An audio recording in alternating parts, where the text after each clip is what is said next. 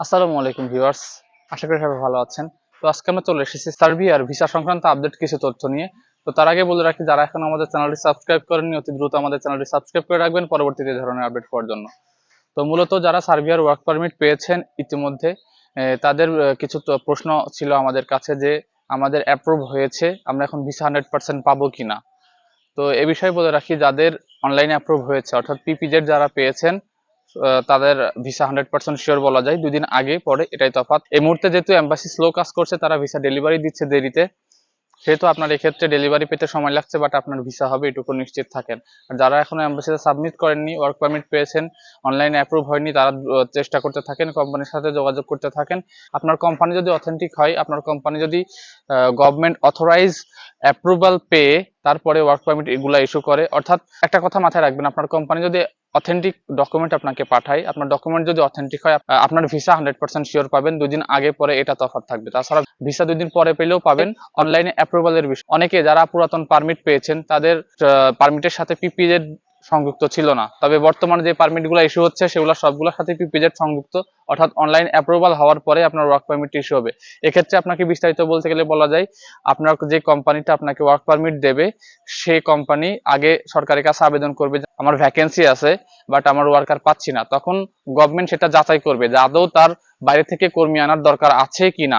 তারপরে যদি গভর্নমেন্ট মনে করে তার কর্মী দরকার এবং দেশে তার পর্যাপ্ত কর্মী নেই এবং যেই কর্মী সে চাচ্ছে সেই কর্মীগুলো তার দেশে এই মুহূর্তে নেই, তখন সে অ্যাপ্রুভ দিবে। তারপরে ওয়ার্ক পারমিটটি ইস্যু হবে, যার ফলে এখন ওয়ার্ক পারমিটের সঙ্গেই পিপিজেড নম্বরটি চলে আসবে। অর্থাৎ পিপিজেড নম্বরটি বলতে বোঝা যায় যারা সরকার থেকে অথরাইজ করার যেই সিরিয়াল নম্বর সেটাকে বলা যায়। আর কোম্পানি অ্যাপ্রুভালটাও সেই একই কথা, কোম্পানি অ্যাপ্রুভ করা মানে সরকার থেকে কনফার্ম করা যায় আপনার কোম্পানিতে লোক লাগবে, যার ফলে ওয়ার্ক পারমিটটি ইস্যু হয়েছে। তো অনেকের ওয়ার্ক পারমিট গুলো অনেক পুরাতন, যার ফলে তারা এখনো কনফিউজ, যেহেতু তাদের পিপিজেড আসেনি, পিপিজেড টেকনোলজিটা সেই সময় ছিল না, যার ফলে তারা অনেকটাই কনফিউজ যে তাদের ওয়ার্ক পারমিট গুলো অরিজিনাল কিনা। তো আপনারা নিশ্চিন্তে থাকতে পারেন, আপনাদের ওয়ার্ক পারমিট যদি অরিজিনাল হয় আপনাদের ভিসা 2 দিন পরে হলেও পাবেন। আর আরেকটি বিষয়, বর্তমানে যে ওয়ার্ক পারমিট গুলো আসছে এগুলাতে অবশ্যই অবশ্যই অবশ্যই অবশ্যই পিপিজেড থাকবে, তাহলে আপনি বুঝবেন ওয়ার্ক পারমিটটি অরিজিনাল। আর আপনার পুরাতন পারমিট গুলো সবসময় যাচাই বাছাই করবেন ট্রাস্টেড কোনো এজেন্সি দিয়ে, যারা এক্সপার্ট অনেকগুলো লোক পাঠিয়েছে, তারা বুঝতে পারবে যে আপনার পারমিট অরিজিনাল কিনা।